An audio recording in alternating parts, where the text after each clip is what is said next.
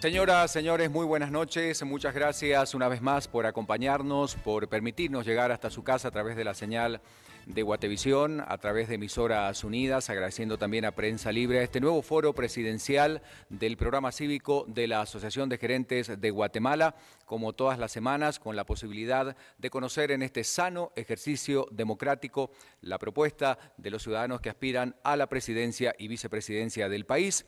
Es un gusto que esta noche nos acompañen y quiero presentar a continuación quienes esta noche van a exponer y responder las preguntas de los analistas que hoy nos acompañan. Se encuentran con nosotros los representantes de la coalición Creo Unionista, el candidato a la presidencia, Roberto González. Muy buenas noches, gracias por acompañarnos. Muchísimas gracias, un honor estar aquí con ustedes, muchas gracias. Bienvenido, muy buenas noches. Y también el candidato a la vicepresidencia por esta coalición Creo Unionista, Rodolfo Noitze. Buenas noches, bienvenido. Muchas gracias por la invitación. Gracias por estar presente esta noche. Quiero presentar también a los panelistas que tendrán la responsabilidad de realizar las preguntas. Recordemos que los temas centrales son economía, programas sociales, enfocándonos en educación y salud, seguridad y finalmente las preguntas sobre lucha contra la corrupción. Presento a quienes serán los responsables entonces de realizar estas preguntas. En primer lugar, a Alejandro Quinteros de Primero Guatemala. Alejandro, buenas noches. Buenas noches. Gracias por acompañarnos. También está con nosotros Nicolás Birsi, analista político. Nicolás, buenas noches, bienvenido. Buenas noches. Gracias por estar presente. Está con nosotros Javier Calderón, historiador guatemalteco. Javier, bienvenido, buenas noches. Buenas noches, mucho gusto. Y completamos este panel de analistas con Daniel Herring, profesor universitario y analista político. Daniel, buenas noches. Buenas noches. Bienvenido, gracias por acompañarnos. Recordemos que la modalidad son preguntas dirigidas sobre los temas que estamos hablando al binomio que hoy nos acompaña por esta coalición Creo Unionista. Ellos tendrán 2 minutos para poder responder y vamos a explicarle a los candidatos la mecánica de estas respuestas. Tendrán 2 minutos para poder responder y utilizamos el semáforo como siempre. Cuando el semáforo está en verde es que tienen 2 minutos por delante. Cuando se coloca en amarillo es que les queda 1 minuto para finalizar la respuesta y cuando se coloca en rojo es que ya quedan los últimos 10 segundos para poder concretar entonces la respuesta de la pregunta realizada. Después de esta serie de preguntas sobre los temas que hemos mencionado, los analistas que hoy nos acompañan van a hacer una evaluación de las respuestas que han dado los candidatos y finalmente les vamos a dar un espacio de cierre a ambos para dirigirse a la ciudadanía. Dicho esto, entonces, quiero presentar a continuación a Julio Gracioso, presidente del programa cívico de la Asociación de Gerentes de Guatemala, para que dirija unas palabras. Julio, buenas noches, bienvenido. Muchas gracias, Ricardo. Muy buenas noches, público televidente, panelistas y candidatos. En nombre de la Asociación de Gerentes de Guatemala, deseamos agradecerles su constante sintonía al programa cívico 2015 de la AGG, denominado Elecciones 2015, por el futuro de mi país, participo, voto, exijo. Hoy les presentamos el 9º foro individual con un nuevo binomio presidencial. Escucharemos y analizaremos las propuestas de los candidatos a presidente y vicepresidente por el partido Compromiso, Renovación y Orden, Creo, Roberto González y Rodolfo Noitze, respectivamente, a quienes agradecemos su presencia en esta noche y al público lo invitamos a seguir el desarrollo de este foro a través del hashtag ForosAGG. La Asociación de Gerentes de Guatemala creó este espacio de discusión imparcial que pone a disposición del electorado, de los partidos políticos y sus candidatos. AGG está consciente del derecho que tenemos los guatemaltecos de informarnos, conocer y cuestionar sobre los programas de gobierno de las distintas opciones políticas que se presenten en las próximas elecciones generales y pretenden dirigir al país. Por lo que todos los candidatos debidamente acreditados por el Tribunal Supremo Electoral han sido convocados a discutir sus planes en este espacio radial y televisivo. Como parte del programa cívico, próximamente iniciaremos los debates entre candidatos a diputados, alcaldes y vicepresidentes para culminar con el debate de los candidatos a presidente de Guatemala. Para concluir, deseamos agradecer a Guatevisión, a Emisoras Unidas, Prensa Libre, a nuestro moderador Ricardo García Santander, a nuestros panelistas, a Mr. Music y Mr. Films y por supuesto a la audiencia que nos sintoniza a través de esta señal. Muchas gracias. Muchas gracias, Julio. Después de escuchar sus palabras, vamos entonces a comenzar con las preguntas correspondientes y las primeras tienen que ver con el tema económico. Nicolás Virsi será el responsable de realizar estas preguntas. Nicolás, adelante. Bueno, muchas gracias. Mi primera pregunta va dirigida al candidato presidencial Roberto González y es la siguiente. ¿En qué nivel está su presupuesto de ingresos y egresos y qué hará para subir la inversión dentro del presupuesto público y reducir el gasto en funcionamiento? Bueno, es importante. Nosotros no podríamos modificar para el año entrante un supuesto de lo que se tiene actualmente. Por el contrario, nuestros análisis indican que posiblemente las proyecciones relacionadas con los ingresos fiscales que llevan hasta este momento nos va a conducir a una crisis financiera que pudiera estar rondando cerca de los 5.000 o 6.000 millones de quetzales. Recordemos que el presupuesto, los ingresos tributarios están cerca de 55.000 millones de quetzales aproximadamente. De esos tiene muy poco margen el gobierno actualmente, que es una de las crisis que tendríamos nosotros que plantear de entrada para hacer un reordenamiento dentro de un nuevo orden financiero en el país. Solo para que los televidentes tengamos claro, de estos 56.000 millones de quetzales tenemos ya comprometidos para pagar deudas 14, otros 10 que son transferencias que el gobierno tiene que hacer a distintas entidades, como por ejemplo las municipalidades, los consejos de desarrollo, el deporte, la universidad. Posteriormente se tienen ya los compromisos de educación, que bien pudieran ser con salud y gobernación cerca de 15, eso va dejando prácticamente al gobierno con un margen de inversión nueva de cerca de 5.000 millones de quetzales, y eso es lo que tiene un gobierno. Entonces tendríamos nosotros que obtener marginalmente nuevas estrategias para poder obtener recursos. Sobre ello, el combate a la evasión, que nosotros creemos que tanto en el impuesto sobre la renta como en el IVA hay oportunidades importantes, cerca de 20.000 millones de quetzales pudieran obtenerse con un combate efectivo a través del tiempo de mejorar la recaudación en la SAT, tanto en el impuesto sobre la renta como el IVA, y son los fondos marginales que nosotros creemos financieramente se tienen que tener. Lo que sí es definitivo es que tenemos que reorientar absolutamente las prioridades que se han tenido, un presupuesto desfinanciado con el que no podríamos contar nosotros para instrumento de inversión el año entrante. O sea que en concreto la respuesta nuestra es que ese instrumento presupuestal actual, con la proyección de ingresos y gastos que se tienen, no es viable para poder ejecutar nuestros proyectos el año entrante, por consiguiente hay que modificarlo. Siguiente pregunta, por favor. Sí, va a ser una repregunta al mismo candidato Roberto González. En vista de lo que usted ha descrito como una crisis financiera en el Estado guatemalteco, ¿no considera que el pueblo guatemalteco merece que se proponga una congelación del gasto público, de cualquier propuesta de incrementar las tasas impositivas y sobre todo la contratación de nueva deuda pública? Sí, totalmente. Yo pensaría que en ningún momento están las condiciones actuales para poder tan siquiera considerar una modificación de las tasas. Y si no hay modificación de tasas porque precisamente no queremos obtener del pueblo más dinero, que de hecho su moral tributaria no nos permitiría concebir que la paguen, necesitamos congelar, como usted le llama, a los gastos y restringirlos al máximo.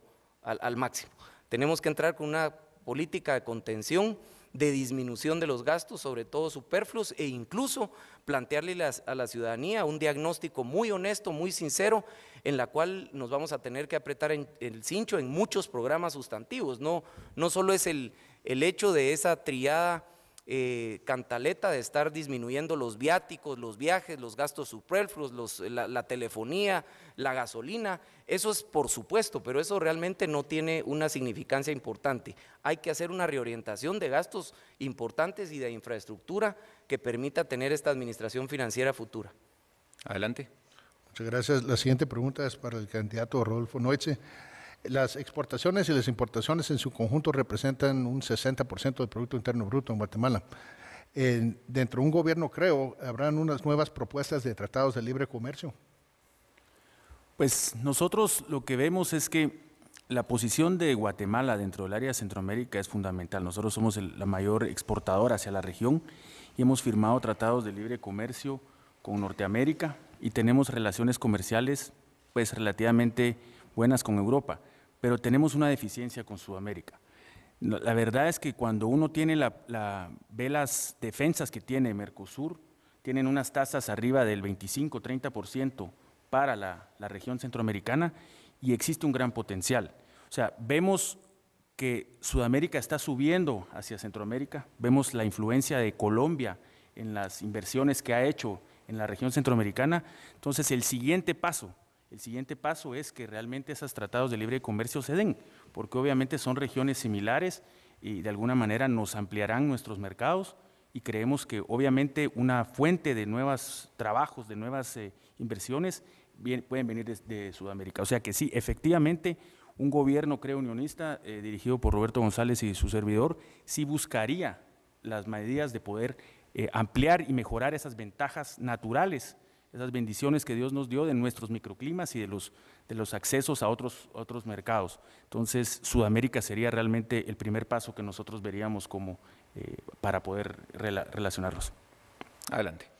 Una repregunta. ¿Cuáles son los proyectos que impulsaría su Ministerio de Economía para apoyar que las MIPYMES puedan aprovecharse de las oportunidades de los distintos tratados de libre comercio? Bueno, primero que todo, vemos un tema que se ha ido postergando, que es el de la famosa Ley de Inversión y Empleo. Existen, digamos, leyes que terminan este año, que el Congreso no ha querido darle cabida, como el 2989, en donde de alguna manera se ha usado la excusa de las exenciones de impuestos. Pero nosotros vemos que muchísimas de las 2989 no son empresas ni industrias grandes, sino que son microindustrias y sobre todo vemos que hay mucha participación de cooperativas y de microempresarios que aprovechan esas ventajas. Entonces, ese es un mecanismo como el gobierno, a través del Ministerio de Economía, puede abrir el acceso a que estas personas participen.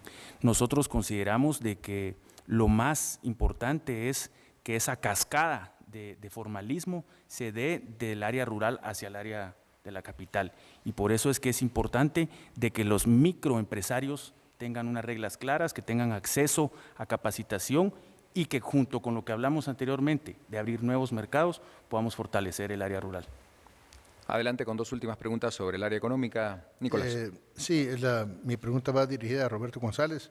Bueno, Guatemala necesita poder exportar sus recursos naturales. ¿Qué medidas concretas tomará su gobierno para frenar la violencia política en el interior del país en contra de las inversiones privadas? Bueno, la conflictividad tiene distinta naturaleza. Digamos, si uno pudiera ordenarlo por prioridad, estamos hablando de las inversiones relacionadas con energía eléctrica, las hidroeléctricas, tenemos el tema minero e hidrocarburos. Y otra conflictividad es precisamente derivada de la pobreza y de la falta de conexión y de integración que se tiene, sobre todo a esa Guatemala profunda, digamos, que anda pidiendo un desarrollo rural importante. En el tema eléctrico hemos identificado causales técnicas, por ejemplo, una deficiencia en las redes de transmisión que generan una mala calidad de servicio. Esto se suma a una no certera regla en el establecimiento de las tasas de alumbrado público.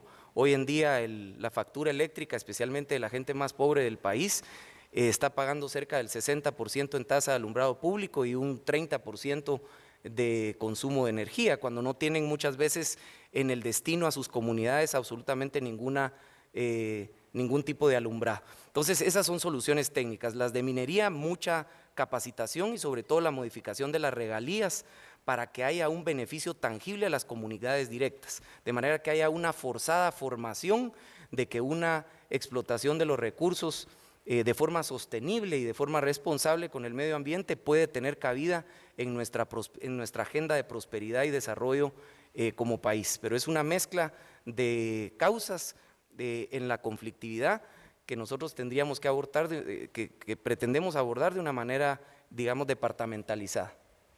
Última pregunta, Nicolás, por favor. Sí, también para el candidato Roberto González. ¿En su gobierno se contemplaría salarios mínimos diferenciados y trabajo de tiempo parcial para fomentar la contratación de empleo? Yo comparto la lógica de darle flexibilidad laboral al guatemalteco que necesita llevarla a un absoluto, yo diría, estado de libertad para poder contratar y ser contratado.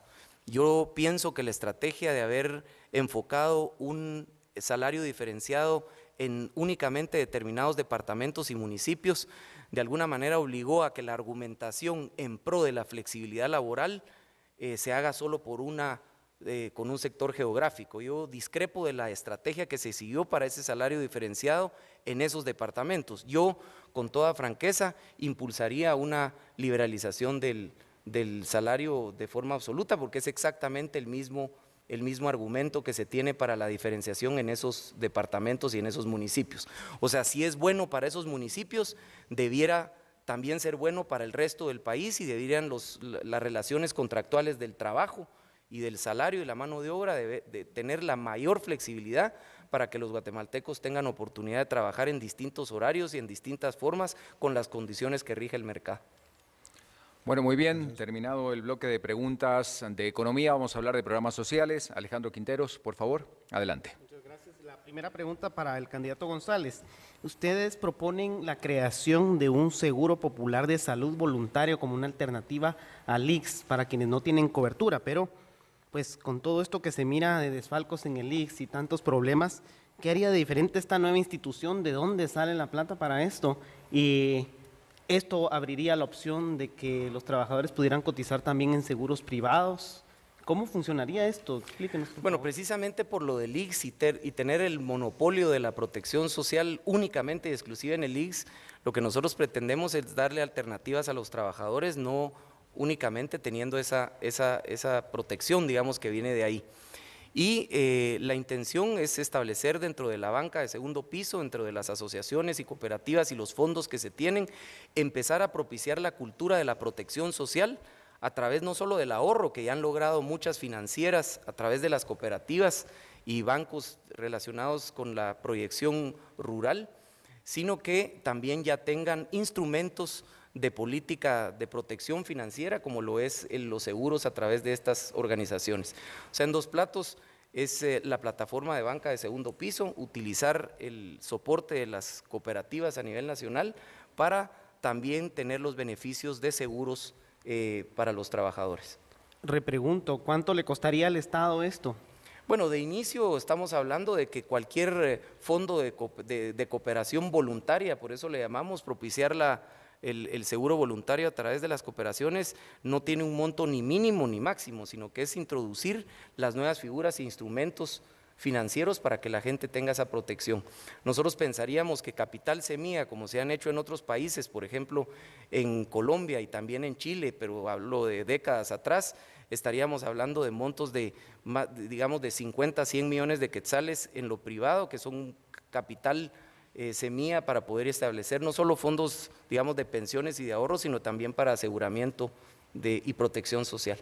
¿Cualquiera podría entonces usar esta alternativa en lugar del IX? ¿Harían los cambios legales necesarios? Eso es lo que nosotros pretendemos, que exista una alternativa que empiece de alguna manera a tener el guatemalteco una comparación entre los servicios de aseguramiento y protección social que históricamente solo ha tenido el IX y únicamente para sus afiliados. Esta es una de las estrategias que nosotros queremos tener, que se logre evidenciar que existen del lado privado y del lado de alianzas público-privadas oportunidades de poder tener también protección social y la gente se vaya adecuando a estas alternativas. Gracias. Adelante. Para el candidato Noitze, ustedes proponen en su plan de gobierno reducir la desnutrición entre 5 y 6 puntos por año. Esto llevaría a disminuir a la mitad del nivel de desnutrición en un periodo de gobierno. Concretamente, ¿cómo harían esto? ¿Cómo pueden coordinar a las diferentes instituciones e instancias que pueden apoyar esto tanto en lo público como en lo privado? Sí, yo creo que hay un error ahí. La verdad es que nuestra propuesta es 5 a 6 puntos en 4 años durante nuestro gobierno. Y la verdad es que lo que queremos hacer es un énfasis en que, digamos, todo el tema social, todo el apoyo que se ha dado ha sido realmente clientelar. Y lo primero que nosotros queremos hacer es realmente ayudar y fortalecer a las personas más necesitadas del país, no necesariamente a los que estén afiliados a un partido político o junto a un alcalde o un poder local. Nosotros consideramos que son números relativamente accesibles.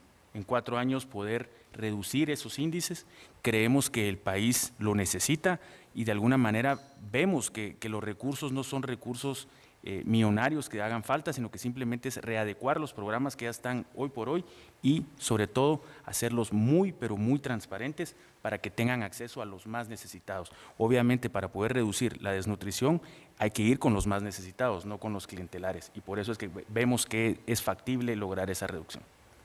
Siguiente pregunta. Para el candidato González, en su plan de gobierno mencionan de que quieren asegurar los 180 días de clases para los niños. Esto pues ha sido un problema durante muchos años. ¿Qué medidas concretas van a tomar para garantizar esto?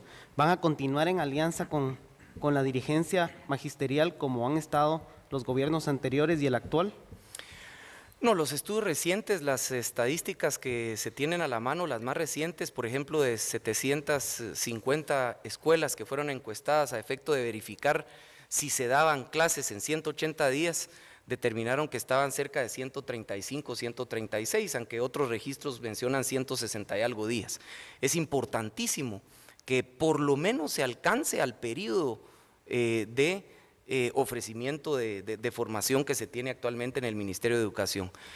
Nosotros lo que estamos proponiendo es la utilización tanto de recursos humanos in situ, a través de los directores de cada centro, a través del involucramiento de los padres de familia y las municipalidades como personas directamente observando y supervisando, y sobre todo el apoyo de la tecnología que ya existe para poder fiscalizar y supervisar la impartida de clases en las escuelas.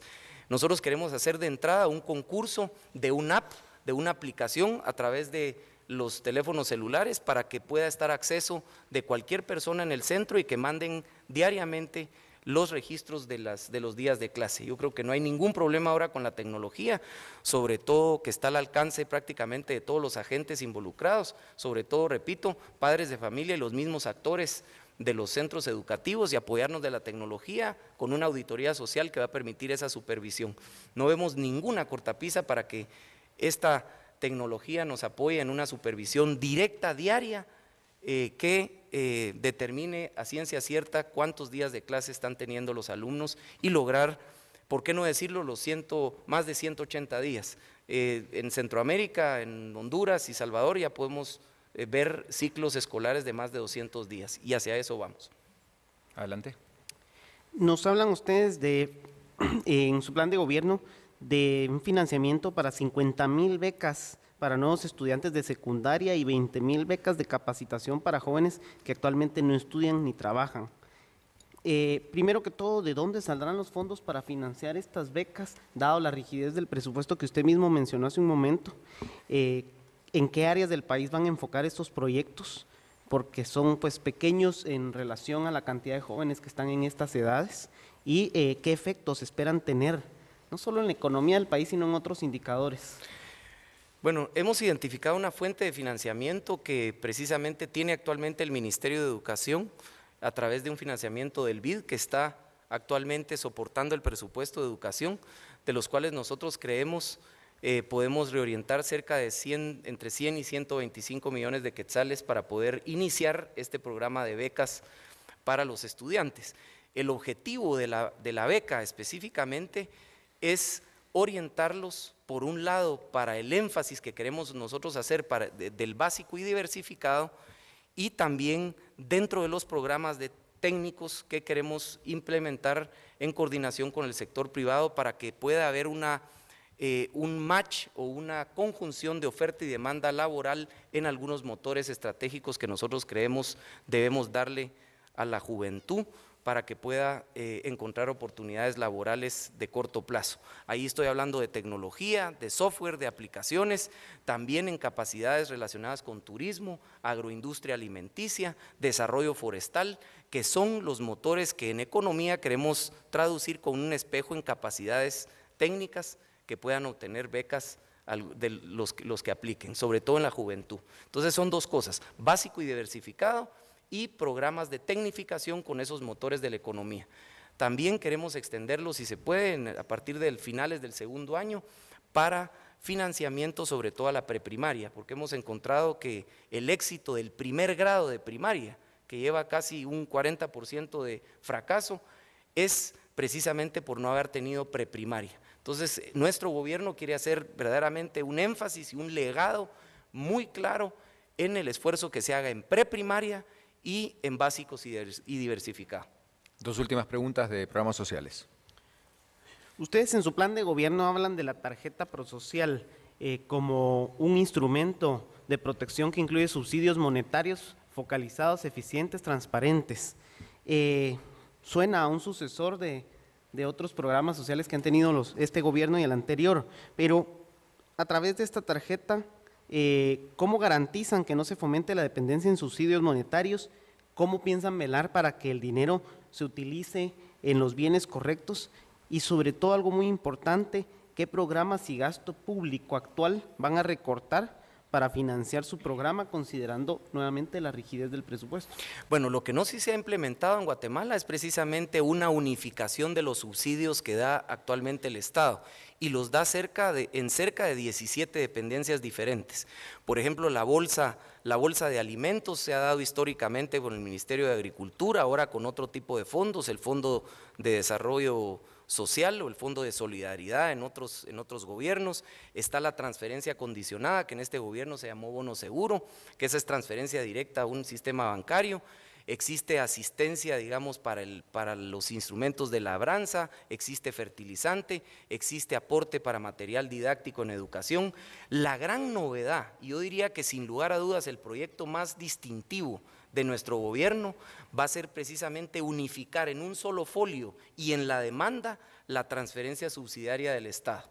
Esta es una especie de tarjeta de débito que el titular de la familia va a tener para reunir en ella absolutamente todos los aportes que hacemos los guatemaltecos subsidiarios, para que él pueda también, entre otras cosas, escoger sus alimentos, sus fertilizantes y sus necesidades básicas a efecto de las condiciones en nutrición, en educación y en los programas de condición que establecemos como guatemaltecos. O sea, la condición, y creo que tu pregunta lo presume, es que no son permanentes. Se supone que estos subsidios son temporales porque están hechos para que en el tiempo que esa inversión sirve para que se eduquen y se capaciten, puedan salir a buscar su prosperidad, y que sean subsidios temporales que no de alguna manera condenen a nuestra sociedad a ser sujeta de dádivas y de mantenerlo sin productividad y sin su futuro construido por su propio esfuerzo.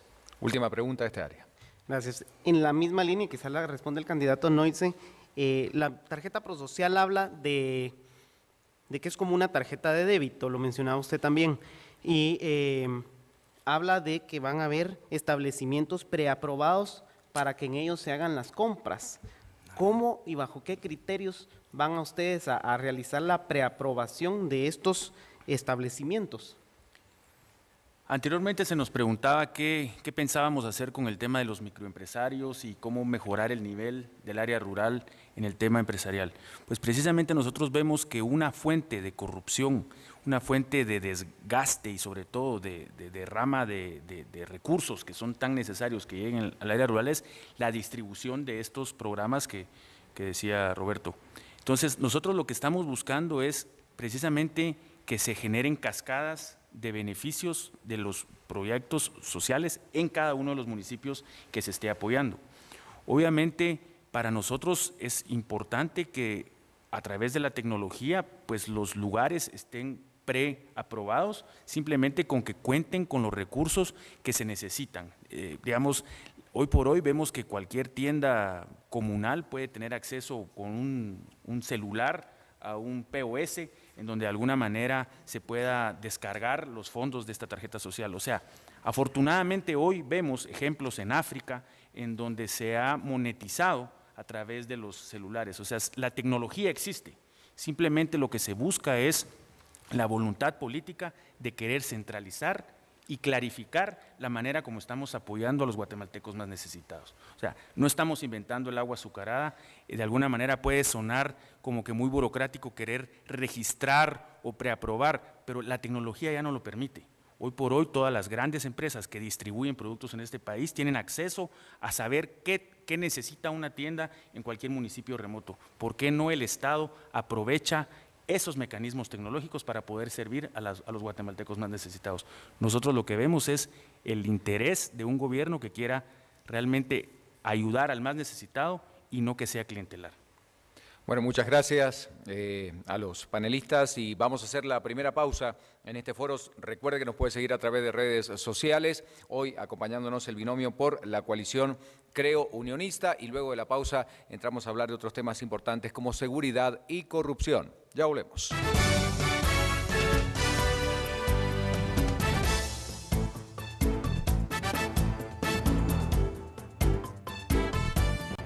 Mayor tamaño y potencia, mejores erecciones y por más tiempo. Presentamos a Soberon. Soberon incrementa la potencia masculina, aumenta la duración de la erección, restablece la vitalidad y aumenta la confianza sexual en las personas que lo usaron. Ahora me siento como cuando tenía 18 años. Desde que mi marido toma Soberon, hemos cambiado juntos. Soberon es 100% natural, no tiene contraindicaciones, mejora la potencia sexual, aumenta la fuerza y la duración de la erección durante el acto sexual. Los fines de semana ahora son para nosotros, porque una dosis dura hasta 3 días. Para erecciones fuertes y duraderas, para un mayor tamaño y potencia. Soberon, la nueva fórmula para su vigor sexual. Llame ahora, ordene Soberon a un precio excelente y reciba 20 tabletas totalmente gratis con su orden de Soberon. Tenga una vida sexual plena con Soberon. Y recuerde, Soberon, 1 hora antes para 60 horas de placer. Goce ahora, llame ya. ¿Quiere usted tener una figura esbelta y tener unos abdominales como de piedra? ¿Quiere lucir un estómago plano y sin llantitas? ¿Ha hecho abdominales y se ha lastimado su cuello y espalda? ¿O ha tratado de hacer otro tipo de ejercicios que son aburridos o para trabajar algunas áreas que usted quiere sin lograr resultados? ¿Por qué esperar a ver resultados como este en semanas o hasta en meses, cuando este ejercicio le ofrece ver resultados en solo semanas de una mejor manera y más fácil con AB5 Body Shaper? Estoy más tonificada, ¿sabes? Los brazos mejoraron, mi estómago mejoró y mis glúteos se ven mejor. Mi cintura disminuyó y las llantitas desaparecieron. Mi vientre se redujo, ahora sí me puedo abrochar el cinturón. Realmente funciona. Nunca había visto mi cuerpo como se ve ahora con solo usar este aparato. No espere más para tener el cuerpo que siempre ha querido. Mueva, flexione y contraiga su cuerpo fácil y rápidamente. Reconstruya su imagen. Todo esto con AB5 Body Shaper. Ordénelo hoy mismo. Hoy nace una nueva generación de aparatos de ejercicio pensada en la comodidad y el estilo de vida moderno. Ideal para personas que tienen poco tiempo y necesitan un ejercicio fácil y divertido, con el que puedan ver resultados rápidos y efectivos para lucir la figura que todos desean. Body Crunch. No pensé que alcanzara tan fácil y tan rápido mis objetivos deseados. Como se darán cuenta, mi abdomen está mucho más plano, mucho más definido, mis músculos han crecido mucho más, soy más ágil, tengo más condición gracias a Body Crunch. Body Crunch tiene un precio irresistible. Si marcas en estos momentos, incluiremos además las rutinas que están diseñadas para bajar de peso y tallas. Cada rutina incluye indicaciones especiales para cada caso, combinando velocidad, respiración y ritmo. Marca a este teléfono y pide el tuyo.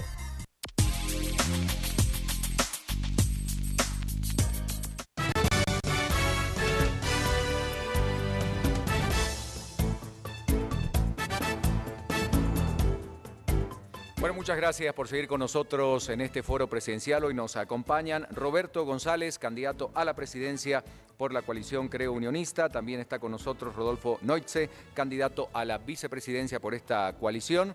Estamos hablando de temas importantes, ellos comentando dentro de su plan de gobierno sobre las preguntas que los analistas que hoy nos acompañan están formulando. Y en este bloque vamos a arrancar con temas tan importantes como el de la seguridad y corrupción. Vamos a comenzar con Daniel Herring, que es profesor universitario y analista político, para hablar de temas de seguridad. Daniel, adelante, buenas noches. Sí, muy buenas noches a los dos. En la parte de seguridad de su plan de gobierno apenas mencionan al ejército. Me gustaría saber cómo juzgan a esta institución y qué papel le reservarían a la misma en la seguridad nacional, y también una curiosidad, ¿por qué dejaron fuera al Ejército de su plan de seguridad? Bueno, la verdad es que consideramos que el Ejército es una institución fundamental dentro de este combate a estos flagelos y estos desafíos del siglo XXI. Quizás por el resumen ejecutivo, pero nosotros consideramos que el Ejército es un pilar fundamental para poder enfrentar sobre todo los desafíos actuales en narcotráfico, en trata de blancas, los fenómenos de migraciones que también existen, y su naturaleza, digamos, de formación, de meritocracia definida, su disciplina, su enfoque, su misma tradición institucional y fortaleza la ha hecho una institución que definitivamente consideramos nosotros ha sido subaprovechada en las últimas décadas. Nosotros queremos verdaderamente incorporar a esa institución a nuestros desafíos de este siglo XXI, incorporándola en esta coordinación de instituciones que tienen que ver con los temas de seguridad en nuestro país. No solo para temas de seguridad nacional, como era históricamente, temas de tráfico de armas o temas de terrorismo, sino que sobre todo enfocarlo a las seguridades o a las necesidades de seguridad ciudadana que ya tenemos en los distintos corredores actuales que han sido copados por el narcotráfico y otro tipo de crimen organizado. Sí, continuando con el candidato Roberto González, en su plan de gobierno se utiliza una expresión que a mí me llamó mucho la atención cuando hablan de las dependencias de finanzas del Ministerio de Gobernación, y es tomar el control integral. Me llamó la atención porque creo que hay un diagnóstico detrás de esa expresión y me gustaría saber qué diagnóstico es ese y no sé quién tiene el control en estos momentos. Mira, hay varios procesos que se dan en distintas dependencias para enfrentar el crimen. Doy un ejemplo importantísimo, 2 unidades de inteligencia, por ejemplo, la inteligencia civil que podemos ver en el Ministerio de Gobernación y la unidad de inteligencia que tiene la Policía Nacional, por mencionar 2 instituciones fundamentales con un propósito similar. Las relaciones del proceso de investigación para capturar al criminal y la coordinación necesaria con el Ministerio Público es otro aspecto fundamental. Nosotros estamos concibiendo que cualquier captura no solo es a la persona como delincuente, sino que es la captura también de la evidencia empírica, es decir, la evidencia que va a servir para que esa persona pueda ser sujeta de una justicia pronta y cumplida. Dicho de otra manera, no concebimos una captura de la persona en sí si no tiene la evidencia material suficiente para que pueda ser certera la justicia. Si no, lo que estamos haciendo es fortaleciendo al criminal que se va adecuando a poder tener la posibilidad de ser capturado, pero liberado en cuestión de horas o días, y eso va fortaleciendo el mismo crimen. Pero volviendo a la pregunta de los diagnósticos que tú muy bien mencionas, se está hablando de la integralidad de los esfuerzos transversales que hay en actividades, entre ellas, por ejemplo, la inteligencia o la investigación criminal que recoge la evidencia, que culmina incluso o inicia, dependiendo de dónde se vea, con el parte policial. Cerca del 13% de las deficiencias en justicia porque se libera a la persona en 1 hora es porque el mismo parte de la policía no contribuyó a ese proceso, y a eso nos referimos exactamente. Siguiente pregunta. Para el candidato Rodolfo Noche, hablan de un plan antimaras, un plan de acción antimaras en su plan de gobierno. Me gustaría saber cuál es, según ustedes, el origen de este fenómeno, cuáles son las causas de este fenómeno y que nos cuenten un poquito en qué consistiría el plan. Mira, nosotros hacemos mucho énfasis en el tema de educación. Y normalmente la persona de a pie que ha sido sujeto de extorsiones o que mira el flagelo de las maras cree que es un problema que no tiene cura y que puede ser muy eterno. Pero si nosotros hacemos un análisis crudo, realmente el problema de las maras puede ser resuelto relativamente rápidamente si nosotros hacemos un enfoque muy fuerte en la autoestima y en la educación de los niños pequeños. Porque ¿qué es lo que pasa? El efecto de las maras es un efecto de alguna manera de una desintegración familiar o de muchas deficiencias que existen en nuestro país, y que si nosotros realmente le hacemos esfuerzos, como decía Roberto, en el tema de preprimaria, estamos generando una autoestima para esos niños para que encuentren otras alternativas que no sean las maras. Vemos casos muy puntuales, digamos en Medellín, en Colombia, los esfuerzos que se realizaron desde la alcaldía de Medellín con llevar infraestructura de primer nivel a los lugares más peligrosos y más abandonados de la ciudad, generó una reducción dramática en el impacto de las maras en la sociedad. O sea, ejemplos hay, simplemente lo que hay que hacer es atacar la base primordial, que son los niños. Obviamente hay que ser muy estricto con los que ya no son niños y están delinquiendo, pero hay que ir a cerrar ese chorro. Si no, de nada sirve que estemos curando paliativamente el tema de seguridad, nunca vamos a llegar a fondo. Y por eso es que nuestro gobierno hace un énfasis tremendo en la educación desde la preprimaria, pero que hayan oportunidades en primaria, en secundaria y en carreras técnicas. Es la única manera que nosotros podemos combatir el flagelo de las maras, es dándole oportunidades a esos jóvenes para que tengan otras alternativas que pertenecer a una pandilla. Adelante, por favor. Sí, siguiendo con el mismo tema, por la respuesta que acaba de dar, me da la sensación de que va a tener que coordinar con el Ministerio de Educación o con el Ministerio de Comunicaciones. ¿Quién se va a encargar de ejecutar este plan? ¿Quién tiene como propiedad este plan? Es un esfuerzo transversal, pero doy un ejemplo, además de la formación que se utiliza, digamos que se da desde temprana edad, a través de alianzas con las municipalidades y en centros parecidos a las guarderías. De hecho, en las guarderías municipales se tiene un potencial inmenso para poder empezar a inculcar la formación. Pero otro proyecto distintivo que está seguramente en el plan, y lo vas a notar, es el esfuerzo que queremos nosotros hacer a través del deporte competitivo. No solo es la educación, sino que la formación en reglas y convivencia, pero sobre todo la comprensión del derecho, de las reglas y del juez que existe en el deporte competitivo. Nosotros vamos a reorientar cerca de 250 millones el primer año que se tiene actualmente presupuestado para deporte recreativo a deporte competitivo, con las municipalidades mismas también en esos sectores vulnerables. ¿Cuál es la diferencia de una chamusca de recreo y un interaulas y un torneo? No es el trofeo, es el juez, es el árbitro que dice fuera de lugar, que dice penal, que dice roja, que dice advertencia con una amarilla. Solo por dar una metáfora de lo importante que es la formación a través del deporte competitivo, que tiene no solo la bendición de tener un desfogue de energía del joven y del niño, sino que sobre todo un adoctrinamiento de Estado de Derecho que se tiene a través del deporte y sus metáforas. Esto no es digamos que no es un juego de niños.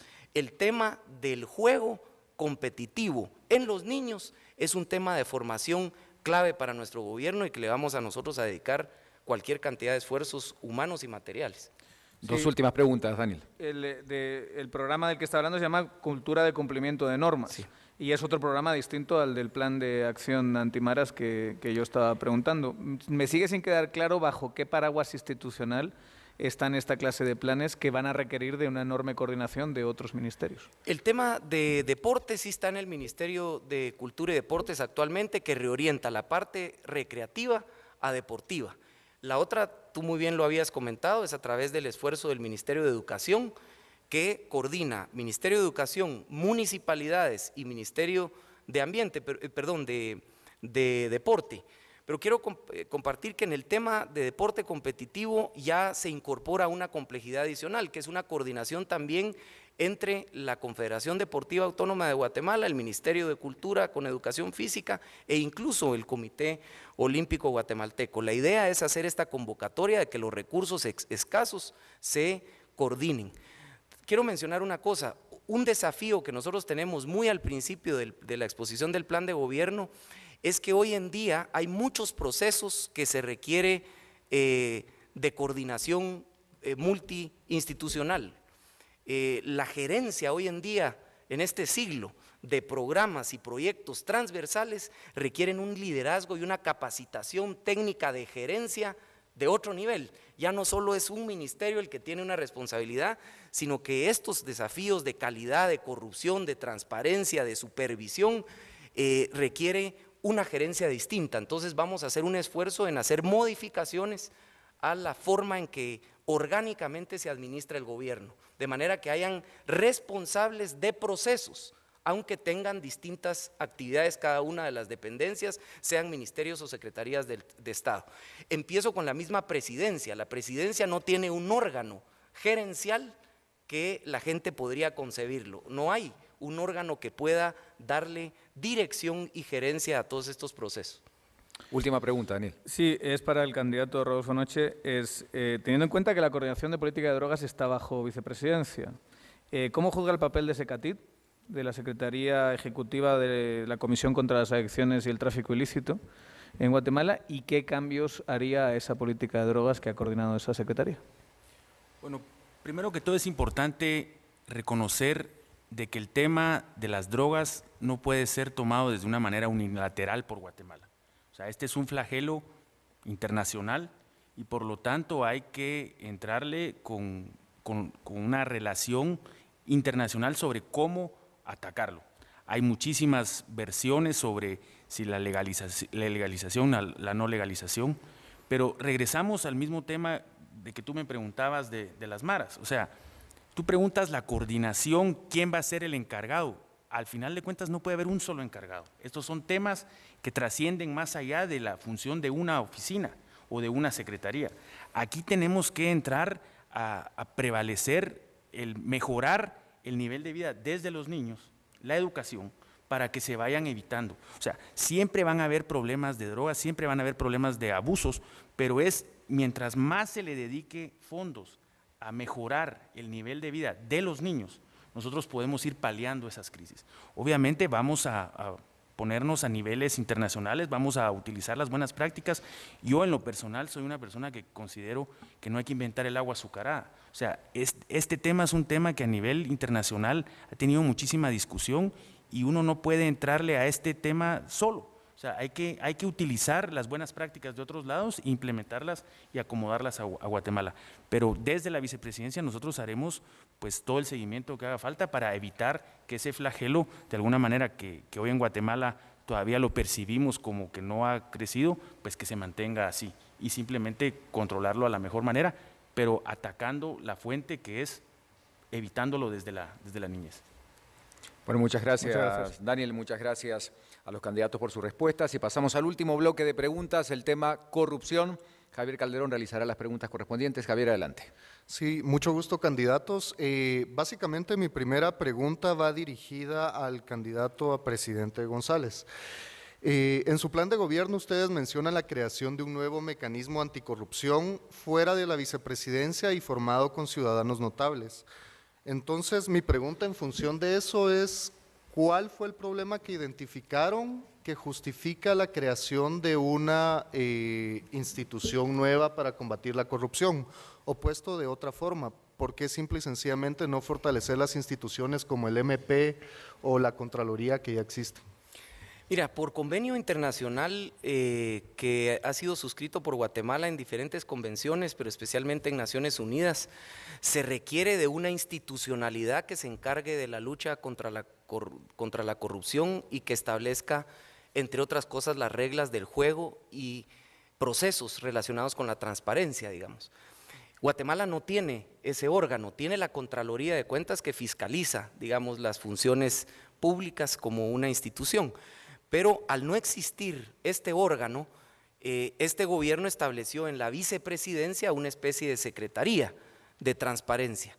No supimos honestamente en estos últimos 3 años y medio cuál fue su función, pero la función que está establecida en los convenios y compromisos que ha suscrito Guatemala, como repito, obedece a un órgano que en este caso lo estamos planteando nosotros como la Agencia Anticorrupción, que se encarga de las políticas, de los procesos y de las reglas y de las revisiones constantes relacionadas con ese tema, tanto en conflicto de intereses, en probidad, en mejor adquisición de los recursos materiales y humanos, inventario de planillas en el Estado, gobierno electrónico para simplificar y transparentar los procesos, disminuir la discrecionalidad de las leyes. Es un órgano, en dos platos es un órgano porque los gobiernos, especialmente en el caso de Guatemala, no tiene ese órgano.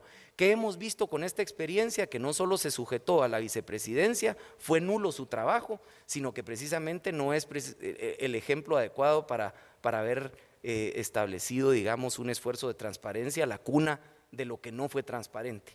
Entonces nosotros sí creemos que también la expectativa de moralidad que tiene la clase política tiene que ser mejorada con el involucramiento de gente notable en ese órgano como un órgano mixto que participe la sociedad. Siguiente pregunta. Sí, mi siguiente pregunta va para el candidato a vicepresidente Noitze. Básicamente nos interesaría saber, o me interesa saber, de qué forma, y esta es una pregunta que tiene dos caras, como la mayoría de preguntas que les voy a hacer, pero de qué forma se va a evitar las contrataciones por compadrazgo o, por ejemplo, las contrataciones que se generan una vez ganadas las elecciones para pagar apoyo en campaña política. Y puesto de la otra forma, ¿qué mecanismos se van a generar para contratar a personal por mérito y no precisamente por pago de favores o por clientelismo o cualquiera de estas otras prácticas? En tu primera pregunta, nosotros dentro del plan de gobierno podrás haber visto que tenemos la idea de adoptar la norma ISO 37001 para que en las empresas existan buenas prácticas contra la corrupción. No podemos exigir que únicamente el gobierno haga su labor de atacar la corrupción cuando tiene que haber un corruptor también. Entonces, por lo tanto, como sociedad, tenemos que entrarle al tema de la corrupción de los ambos lados. Y nosotros vemos el énfasis en eso, en exigir que los proveedores del Estado vayan cumpliendo con esa norma. Entonces, eso ayudaría a tu primera pregunta de cómo tratar de evitar los compadrazgos.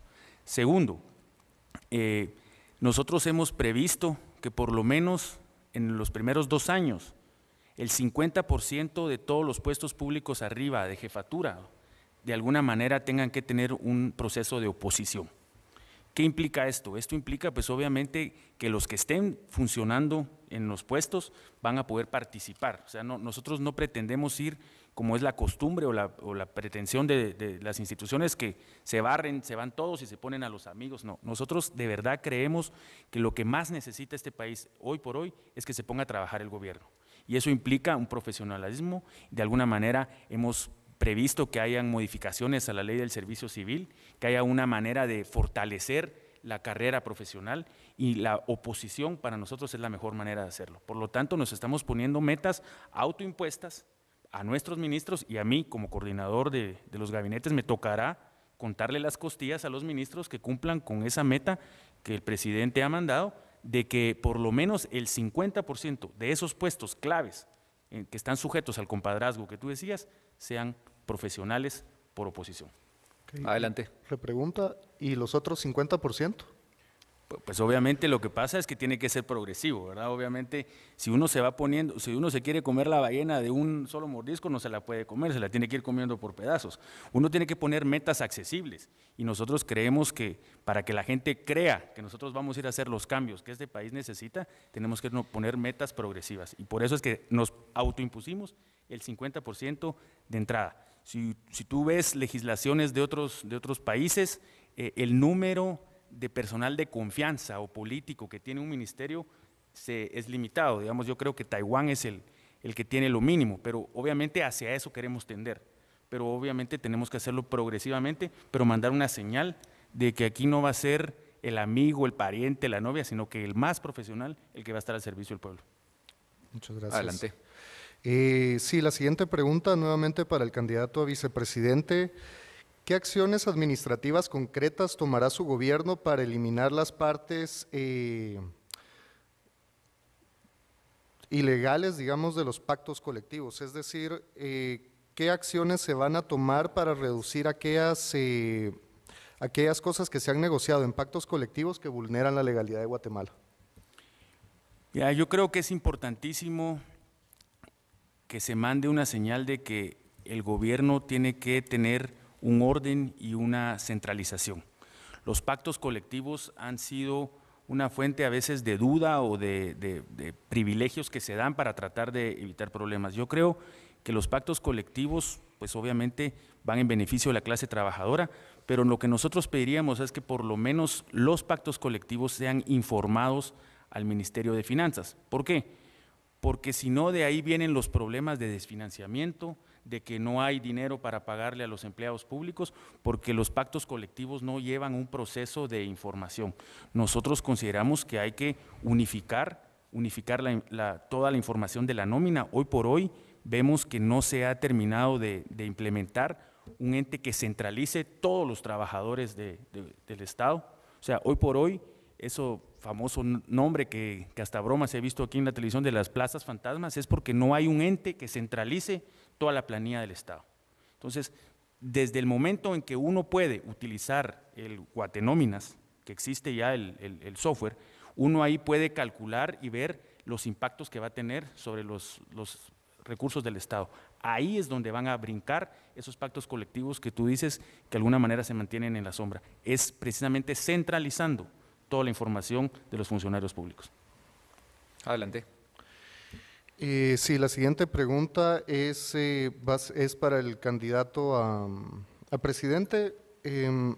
¿Cuál va a ser su posición con respecto a la CICIG? ¿Cuál sería su posición con respecto a la CICIG en los próximos 4 años?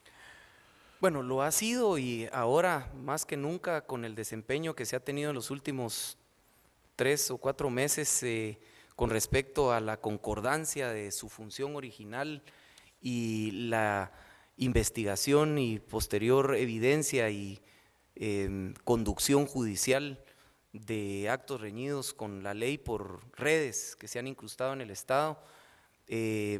Yo sigo manteniendo que es una entidad que está dando sus frutos al organismo del Estado guatemalteco, y en tanto el desempeño continúe de esa forma, sabiendo positivamente de que existen todavía muchísimos callejones en los cuales se va a ir encontrando, no solo en el ámbito de la política, del ámbito de las distintas actividades en el Estado, que se tienen desafíos que hoy tenemos por adquisiciones en medicinas, en la obra pública, en las administraciones de los puertos, que no solo únicamente evidencia la punta del iceberg, lo que vimos en la discrecionalidad de la SAT y la red de la línea. Yo diría concretamente que nosotros estamos a favor de que ese organismo, y que de alguna manera complementa nuestra república también como un freno y contrapeso, aunque sea una especie de prótesis desde el punto de vista nacionalista, es a todas luces positivo para nuestra administración pública. 2 últimas preguntas sobre corrupción. Sí, básicamente, nuevamente para el candidato a vicepresidente, ¿qué acciones concretas van a tomar para asegurar la idoneidad, honradez y la ética de los funcionarios públicos? Y aquí estoy más hablando ya de, digamos, no de los empleados comunes o de servicio civil, sino de aquellos ministros, viceministros y puestos directivos. Pues, mira, obviamente, desde el momento en que uno está dispuesto a llevar a la mejor gente a trabajar, no hay una prueba infalible de que van a haber problemas. Pero lo más importante es demostrar que sea quien sea, que no cumpla la ley, nadie es superior a ella. O sea, yo te diría que vamos a hacer el mejor esfuerzo por llevar a las mejores personas, a los más profesionales. Pero aquellos que fallen, porque habrán, vamos a ser muy estrictos en que la ley se cumpla, no importa quién sea. O sea, no necesitan pasar procesos como el que mencionaba Roberto de los últimos meses. O sea, habían rumores, habían dimes y diretes, y hasta el final se llegó a actuar. No, nosotros íbamos a ser muy rígidos, hemos sido dentro de la organización partidaria y lo vamos a seguir siendo en el gobierno. O sea, no importa quién sea, nadie es superior a la ley. Entonces, esa es la mejor garantía de que vamos a llevar a las mejores personas a trabajar. O sea, obviamente, si fallan, pues la ley tendrá que caer sobre ellos, y no vamos a apañar ni esconder a nadie que la rompa, porque esa es la única manera de fortalecer el Estado de Derecho y mandar una señal de que el gobierno está para trabajar por las personas y no para servirse. Esta es de alguna manera nuestra visión, lo hemos demostrado en otros lugares donde hemos estado, con la experiencia que hemos adquirido, es simplemente ser rígidos en las fallas y que la ley le caiga con todo su peso a cualquier persona. Última pregunta sobre corrupción. Sí, básicamente, nuevamente para el candidato a vicepresidente, no me quedó claro lo anterior, pero tal vez volvería a replantear la pregunta en el sentido de cómo yo como ciudadano puedo estar, tal vez la pregunta es la siguiente, ¿cuáles van a ser los procesos por los cuales ustedes van a asegurar que las personas que van a elegir para su gobierno son las personas idóneas, digamos? Más allá de que me lo digan solo así, ¿cuál es el proceso exacto? Porque finalmente es un proceso de contratación de personal. Así es. Precisamente nosotros, como te mencionaba, vamos a hacer un proceso de oposición para los puestos del gobierno. Obviamente, cuando uno contrata a cualquier persona, pues lo primero que hace es ver su currículum, su historia, qué es lo que ha hecho antes, porque lo que uno ha hecho antes es la manera de reflejar el futuro. O sea, nadie puede hacer algo en el futuro si en el pasado no lo ha cumplido. Entonces, obviamente nosotros vamos a analizar los currículums de las personas que queremos que lleguen a servir a los guatemaltecos. Pero te recalco y te trato de confirmar, o sea, nadie tiene una bolita mágica para saber quién va a fallar. Lo que importa es cómo actúe uno con aquellos que fallen.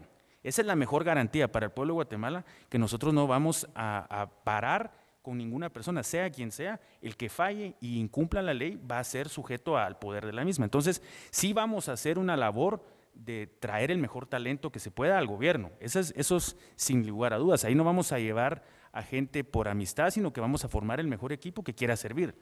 Pero como esa no es una garantía de que todos van a ser infalibles, aquel que falle será sujeto a la ley y los procesos, obviamente, que se le castiguen. Gracias. Puede completar, quedan 30 segundos. No, yo quiero, basado en los procesos, es un proceso de selección. La ley del servicio civil para muchas de las carteras en ese proceso no establece los méritos, digamos, los criterios. El desafío de entrada es precisamente establecer esa institucionalidad a través de la ley del servicio civil, los criterios para distintos campos. No es lo mismo contratar un maestro que contratar un médico. No es lo mismo contratar un especialista en criminología que contratar a una persona de medio ambiente. Tu pregunta es muy atinente a los procesos que hay que instituir, independientemente de la voluntariedad ética y moral que se tenga de por sí como parte de la integridad con la que llega un gobierno. Bueno, muchas gracias, Javier. Concluimos la rueda de preguntas. Luego de la pausa, la última ya que hacemos esta noche, vamos a escuchar el análisis de los panelistas y luego sí el mensaje final de los candidatos que esta noche nos acompañan. Ya volvemos.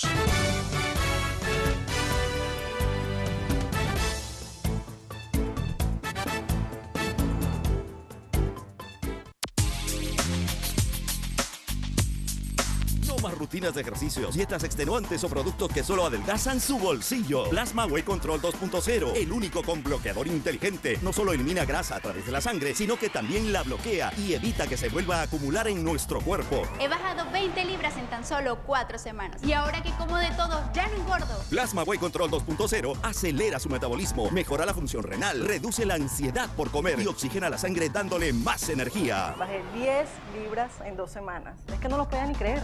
Sin dieta, sin ejercicio, sin hacer nada. Desde ahí la vida me ha regalado cosas. Me ha dado una linda familia, un buen trabajo, una salud envidiable y me ha quitado 40 libras de amargura. Obtenga resultados inmediatos con solamente 2 cápsulas de Plasma Whey Control 2.0. Pero aún hay más. Recibirá adicionalmente Plasma Up Reducer, un reductor de grasa exclusivo para la zona abdominal. No pierda más tiempo, que esta oferta es por tiempo limitado. ¡Llame ya!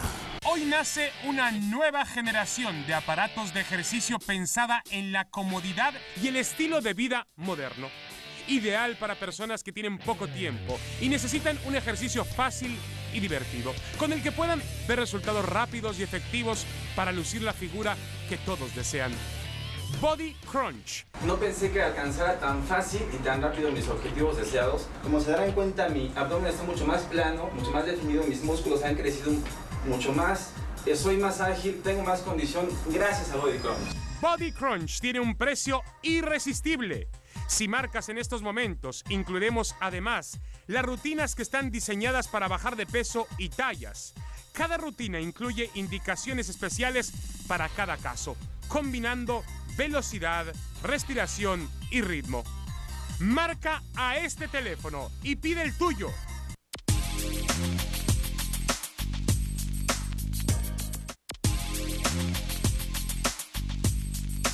¿Quiere usted tener una figura esbelta y tener unos abdominales como de piedra? ¿Quiere lucir un estómago plano y sin llantitas? ¿Ha hecho abdominales y se ha lastimado su cuello y espalda? ¿O ha tratado de hacer otro tipo de ejercicios que son aburridos o para trabajar algunas áreas que usted quiere sin lograr resultados? ¿Por qué esperar a ver resultados como este en semanas o hasta en meses, cuando este ejercicio le ofrece ver resultados en solo semanas de una mejor manera y más fácil con AB5 Body Shaper? Estoy más tonificada, ¿sabes? Haces mejoraron, mi estómago mejoró y mis glúteos se ven mejor.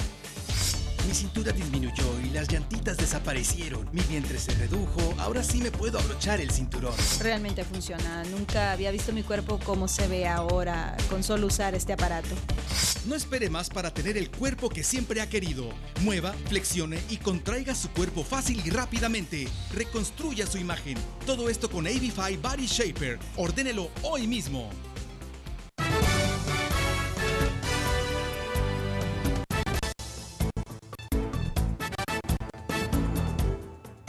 Bueno, muchas gracias por acompañarnos. Llegamos a este último bloque de este foro presidencial. Esta noche acompañándonos el binomio de la coalición Creo Unionista, el candidato a la presidencia, Roberto González, el candidato a la vicepresidencia, Rodolfo Noitze. Debemos recordar, para todas las personas que preguntan en redes sociales, todas las agrupaciones políticas que recibieron las credenciales del Tribunal Supremo Electoral han sido invitadas con el tiempo debido, por supuesto, para que participen en este foro.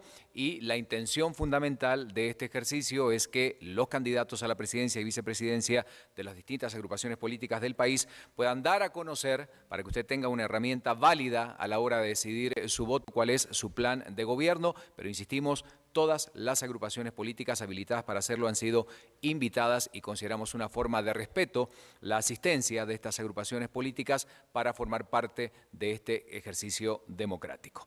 Dicho esto, vamos a pasar a la última parte, que es el análisis de los panelistas que esta noche nos acompañan sobre las preguntas que realizaron, para darle después la oportunidad al binomio que pueda dirigirse con su mensaje a la gente que nos está sintonizando esta noche. Vamos a comenzar con el bloque de Nicolás Birsi, que habló sobre temas económicos. Nicolás, varios temas se abordaron, si había algún programa económico, si había alguna nueva estrategia. Hablaste también de la posibilidad de la apertura comercial con más acuerdos comerciales, cómo beneficiarían estos a las medianas y pequeñas empresas del país, y también el control de gastos, entre otras cosas. ¿Cuál es tu análisis en relación a los temas que plantearon los candidatos? Bueno, yo hice 7 preguntas, pero se agrupan en 4 categorías, las que acabas de mencionar, porque hice un par de repreguntas. Yo considero que en su conjunto los candidatos, tanto Roberto González como Rodolfo Noitze, sí contestaron directamente las preguntas, y voy a ir uno por uno, hacer un análisis. En cuanto a la pregunta sobre el presupuesto y la repregunta sobre el presupuesto, Roberto González sí contestó, habló de la situación de crisis en la situación fiscal, sobre la necesidad de combatir la evasión fiscal, que el presupuesto estaba estructuralmente desfinanciado, y que dio un mensaje contundente que sí habría la necesidad de congelar el gasto público, una propuesta de incrementar las tasas impositivas y la contratación de deuda, que yo entendí como un claro no a una propuesta de reforma fiscal. Y también se habló mucho sobre la necesidad de reorientar las prioridades en el gasto público. En cuanto a la pregunta sobre el libre comercio y las MIPYMES, Rodolfo Noitze sí contestó con una interesante propuesta de dar un giro hacia Sudamérica en cuanto a las relaciones comerciales que no se están aprovechando óptimamente, y también incluyó un tema que se considera muy importante, sobre todo por la expiración de la ley de maquilas a fin de año, sobre una ley de inversión de empleo, que debería de contener exenciones de impuestos para fomentar la inversión en el interior del país. La respuesta creo que más débil creo que es sobre el tema de conflictividad social. Si bien el candidato Roberto González contestó a profundidad haciendo un diagnóstico de las necesidades de los sectores en el interior, mi pregunta iba más dirigida a cuál va a ser la respuesta de un gobierno, creo, unionista ante el terrorismo político que sufren las empresas en el interior. Sí se contestó también directamente a las preguntas sobre la flexibilidad laboral. Sí, en vez de se habló claramente sobre la necesidad no solo de liberalización del comercio, sino liberalización del salario. Entonces, los mensajes que me llevo en este análisis es que en el tema fiscal hay un claro compromiso en este plan de gobierno con la austeridad y la disciplina fiscal, que creo que es lo correcto en este momento de esta coyuntura política, donde el Estado en sí, la clase política entera está bastante descalificada. En cuanto al clima de negocios, creo que hay un claro compromiso también con las reglas y los incentivos de mercado que se reflejaron no solo en las preguntas económicas, sino también en muchos de los programas sociales. Y en cuanto a la conflictividad social, creo que lamento que no hubo más tiempo para escuchar la propuesta que se hizo sobre incrementar las regalías que percibirían las comunidades directamente. Muchas gracias. Gracias, Nicolás. Eso en relación al tema económico. También se hablaron de programas sociales enfocados a 2 puntos centrales, el área de salud, el área de educación. Bueno, Alejandro, varias preguntas, más allá del tema del ICS, 2 puntos importantes, cómo hacer para reducir la desnutrición y además 2 cosas que introduce este binomio dentro de su programa de propuestas políticas, estas becas para estudiantes y esta tarjeta prosocial sobre la que ahondaste mucho en las preguntas. El análisis que hacemos de las propuestas que ellos traen en programas. Bueno, yo entiendo que este tema es bastante complejo y es uno de los que más afecta a la ciudadanía de forma directa y es difícil contestarlo puntualmente. Hubo varias respuestas concretas, sobre todo cuando hablábamos del nuevo seguro social o de esta alternativa al seguro social. También, pues, en el área de salud en general, el hecho de haber aclarado la meta que ustedes tienen sobre desnutrición es importante.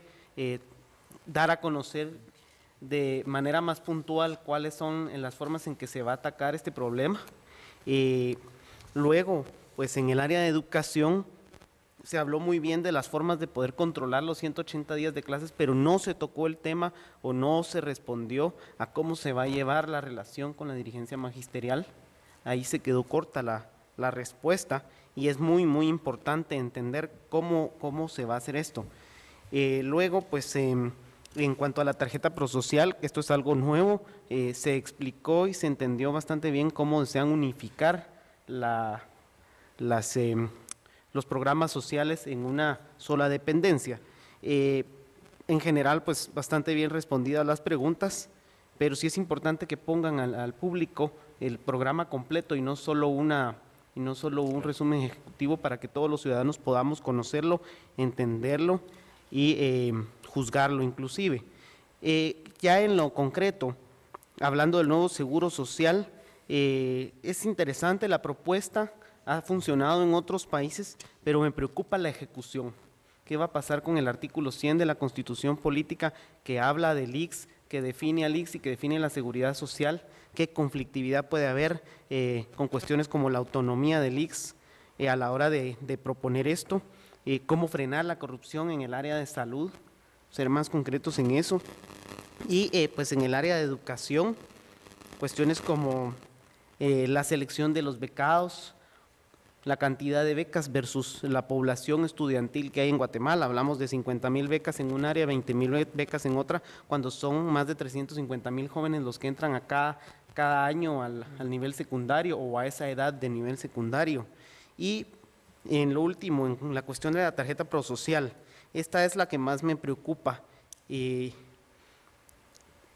Bueno, primero la dificultad técnica de liquidar algunos fondos, secretarías y dependencias del Estado para unificar todo en una sola dependencia. Por otro lado, la corrupción que puede darse en la selección de beneficiarios, esto siempre está abierto, y la corrupción que puede darse en la selección de estas empresas preaprobadas o de estos pequeños empresarios preaprobados para ser los que provean los servicios. Me suena un poco esto a las políticas de un economista de los años 30, John Keynes, que hablaba de estimular la economía, pero a través de una especie de círculo vicioso en el que no hay una generación real de riqueza, sino que simplemente el tendero depende de la remesa que va a recibir la familia y la familia depende de eso, pero hay que ahondar en cómo salir de ese círculo vicioso, que es algo que no han logrado los programas sociales anteriores. Bueno, muchas gracias por el análisis. Bueno, Daniel, el tema de seguridad, un tema más que importante. ¿Te quedó claro en las respuestas el rol que ocuparía el Ejército dentro de la gestión en el caso de ganar la presidencia, este binomio? Entrarle de lleno a tomar el control integral, como ellos llaman, del Ministerio de Gobernación, pero también hablaste de plan antimaras y, por supuesto, de política antidrogas. ¿Qué análisis o evaluación haces de la plataforma de seguridad que plantea este binomio? Pues sí, me llamó la atención y no era mi intención a la hora de hacer las preguntas, que encontré un tema de fondo, un problema de fondo transversal en todas las respuestas, que es un problema muy importante administrativo, y es la coordinación interinstitucional, es a qué instituciones les asignas qué funciones y cómo haces que esas instituciones trabajen juntas.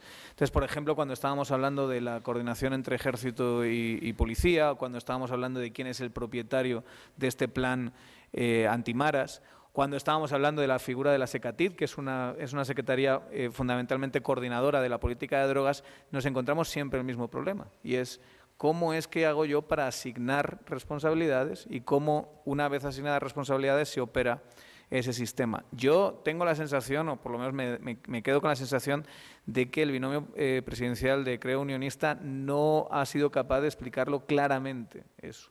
O sea, decir que el Ejército tiene que tener unas funciones en narcotráfico, lucha contra el narcotráfico o trata de blancas, está bien, pero sabemos que hay partes de la PNC que también tienen esa función. Entonces, separarlas y luego no enfrentar a las instituciones o poder crear algún paraguas que les ayude a coordinarlo es un reto importante. Pondría, por ejemplo, utilizando el caso del plan antimaras, pondría la política de desnutrición. Esa política implica muchísimas instituciones, y uno de los grandes problemas que tenemos a la hora de darle a secretarías esas funciones es que los ministros no les hacen caso o no hay, digamos, figuras de orden, de músculo político detrás que puedan llevar a cabo esos planes, y me da la sensación que, por lo menos por las respuestas, que ese sería el caso tanto de la coordinación entre ejército y policía como del plan antimaras, y hasta cierto punto, y la pregunta que yo le hice al candidato a la vicepresidencia era sobre cómo juzgaba el papel de SECATID. Uno de los grandes problemas que tiene SECATID es que nadie hace caso a SECATID y que es una institución que está increíblemente mal financiada, seguramente la Secretaría con menos dinero que hay. Entonces, realmente la política de drogas en cuanto a prevención o tratamiento o incluso coordinación contra el tráfico directamente, pues acaba siendo un poquito un chiste.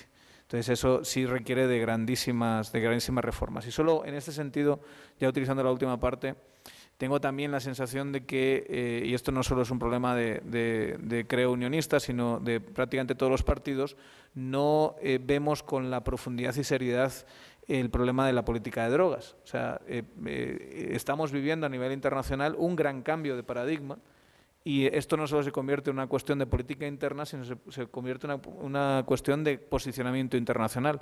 Entonces, hay que tener en cuenta, y no solo es digamos, respetar las mejores prácticas, como decía el candidato a la vicepresidencia, hay que tener en cuenta que hay que posicionarse en este nuevo cambio de paradigma, y que de hecho el calendario internacional en abril de 2016 va a obligar a Guatemala a llevar una postura a Naciones Unidas en la asamblea que hay sobre drogas.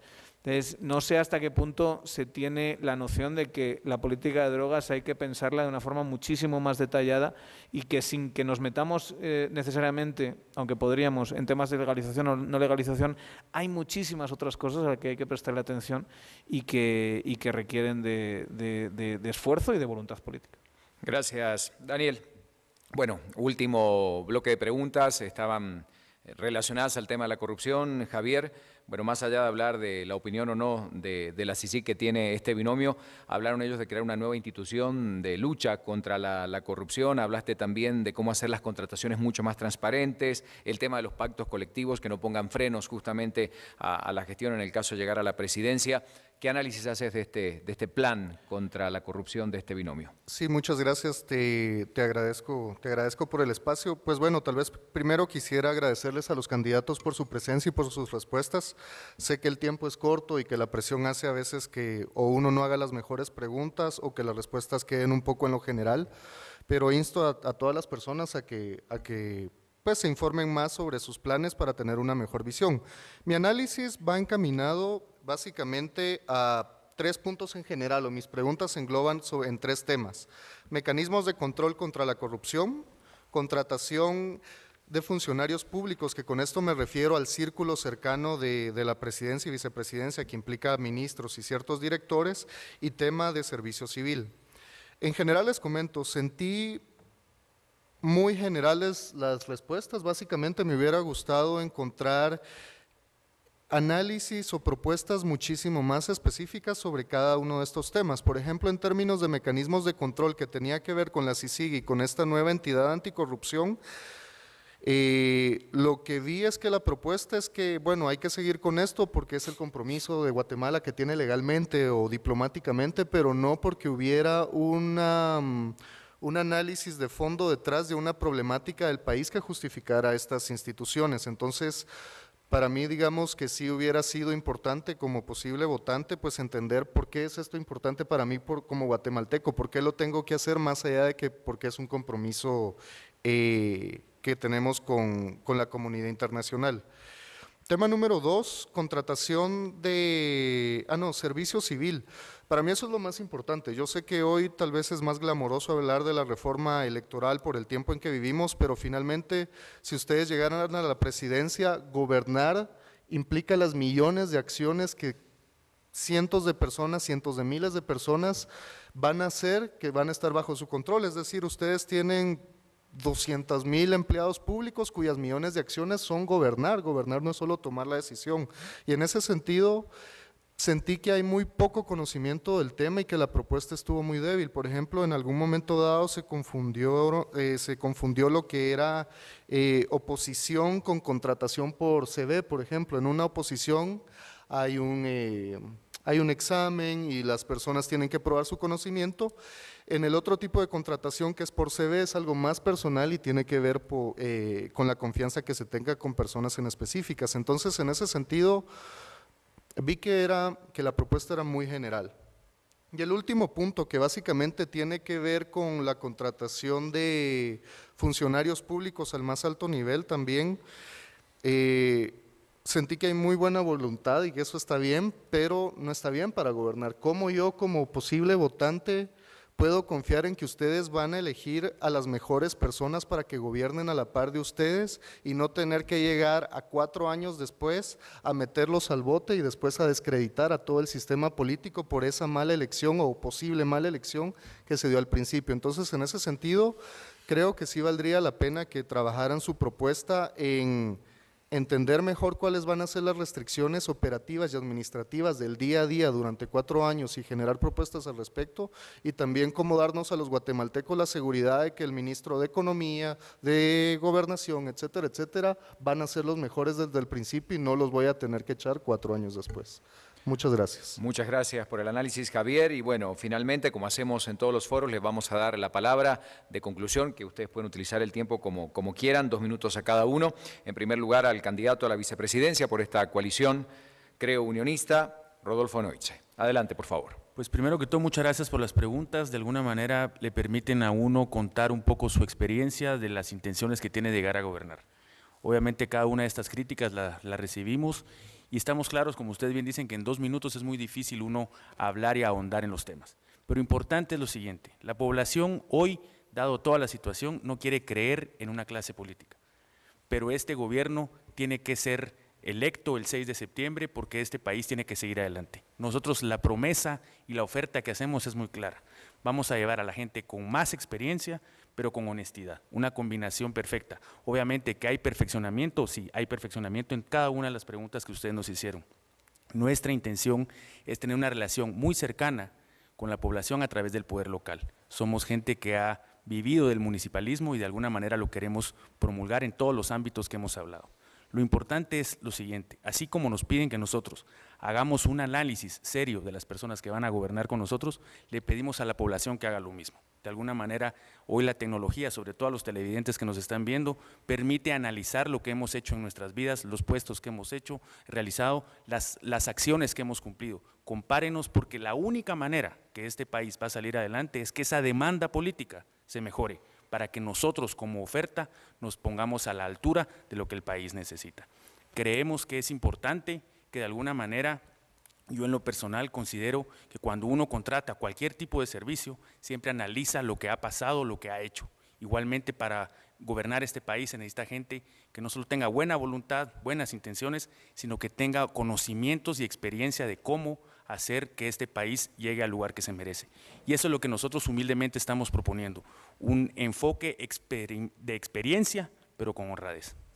Muchísimas gracias al candidato a la vicepresidencia por esta coalición creunionista, Rodolfo Neutze. Y finalmente, para cerrar este foro, la palabra al candidato a la presidencia por esta coalición, Roberto González. Adelante. Bueno, muchísimas gracias. Primero quiero felicitar a los analistas. La verdad es que nos han dado ustedes un aporte extraordinario, puntualizando cabalmente algunas debilidades que seguramente habremos mostrado o por el tiempo, porque efectivamente, como en el tema del protocolo de selección de un mejor recurso humano, el tema de la política de las drogas y también los riesgos keynesianos de pretender crear en el Estado una riqueza que no puede crear, sino que más bien de crear las condiciones para que en libertad, salvaguardando el Estado de Derecho, pues se coopere de manera libre y se busque esa prosperidad. Han sido unos aportes extraordinarios y se los agradecemos para perfeccionar no solo el mensaje en estas elecciones, sino sobre todo esa hoja de ruta que habremos de llevar a aquellos que estamos aspirando a conducir los destinos de esta nación.